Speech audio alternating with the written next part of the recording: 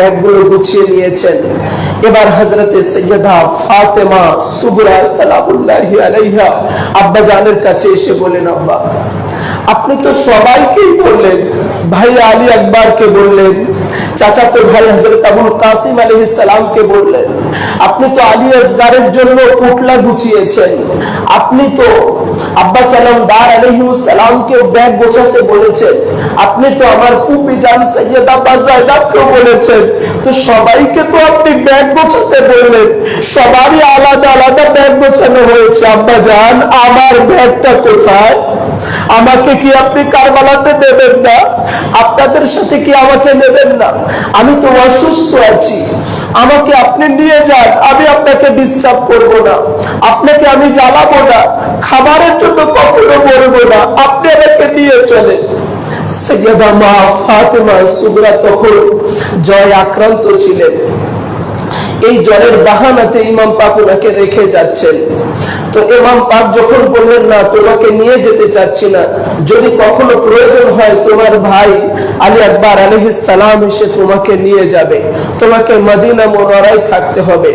তখন উনি আব্বা জানের কাছ থেকে ফুফি জান হযরতে সাইয়্যিদা মা জায়নাবের কাছে চলে গেলেন, গিয়ে বললেন, ফুফি জান আব্বা তো আমাকে নিতে চাচ্ছে না, আপনি একটু সুপারিশ করে আব্বাকে বলেন না, আব্বা জান আমাকেও আপনাদের সাথে নিয়ে যান, আমি ওয়াদা করছি আব্বাকে কখনো আমি জ্বালাবো না, আপনাদের কাছে খাবার চাইবো না, আপনাদের কাছে আমি অসুস্থতার জন্য কোনো কিছু বলবো না, আমার কাজগুলো আমি একা একাই করার চেষ্টা করব, তবু আমাকে একা মদিনা মুনাওয়ারায় ফেলে যাবেন না, মদিনা মুনাওয়ারাতে আমাকে একা রেখে যাবেন না, আমাকে আপনারা নিয়ে যান।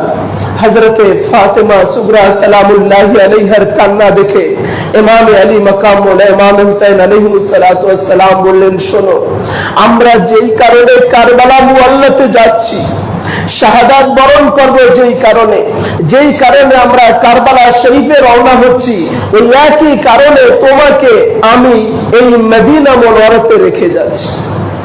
কারণটা হচ্ছে কারবালাতে যাচ্ছে ইসলাম প্রচার করার জন্য, ধর্ম বাঁচানোর জন্য, নামাজ বাঁচানোর জন্য, দ্বীন ইসলামকে প্রতিষ্ঠিত করার জন্য। ঠিক এই দ্বীন ইসলাম যখন মুর্দা প্রায় হয়ে যাবে, তখন তোমার এই নসল থেকে বংশ জারি হবে এবং আওলাদ পাক জারি হবে। এই ইসলামের স্বার্থে, দ্বীনের স্বার্থে, ধর্মের স্বার্থে তোমাকে মদিনা মুনাওয়ারাতেই থাকতে হবে। এবং মদিনা মুনাওয়ারাতে তোমার কেউ থাকছে না, তোমার পাশে কেউ থাকছে না, তুমি অসুস্থ, তবুও তোমাকে থাকতে হচ্ছে।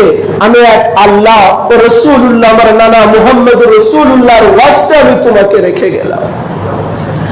আমার আল্লাহ রাব্বুল আলামিন আর রাসূল সরকারে দু আলম এনাদের দুজনের ওয়াস্তে আমি তোমাকে রেখে যাচ্ছি। ঠিক ইমাম আলী মাকামের ছোট্ট শাহজাদি হযরতে ফাতেমা সুগরাকে রেখে উনি এবার মদিনা মুনাওয়ারাতে করছেন।